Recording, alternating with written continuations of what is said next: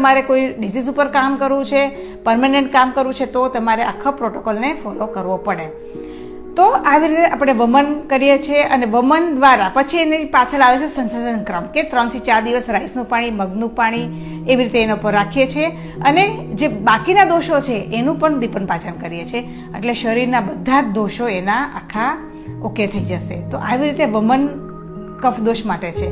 એવી જ રીતે વિરેચન સેમ પ્રોસેસ થશે, પણ વિરેચનમાં જે ઘી હોય છે એ ઘી ખાસ બદલાતું હોય છે. બધામાં ઘી તો રોગ પ્રમાણે જ હોય છે. વિરેચનમાં કયા કયા ઘી યુઝ થાય છે? તો વિરેચનમાં શતાવરી ઘી યુઝ થાય છે, ફલઘૃત યુઝ થાય છે. જે લોકોને ઇન્ફર્ટિલિટી હોય તો એને ફલઘૃત યુઝ થાય છે.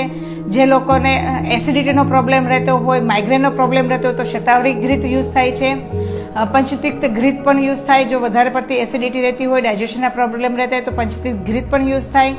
તો આવી રીતે ઘી તમે એમાં પણ સેમ 100 ml થી 250 ml જેટલું વિરેચનમાં આપણે આપતા હોઈએ છીએ. સોરિયાસિસનો રોગ હોય તો 500 ml સુધી પણ ડૉક્ટરના ઓબ્ઝર્વેશનમાં અમે આપતા હોઈએ છીએ. આટલી બધી આજના સમયમાં જરૂર નથી પડતી. 100 ml માં કામ પતી જાય છે.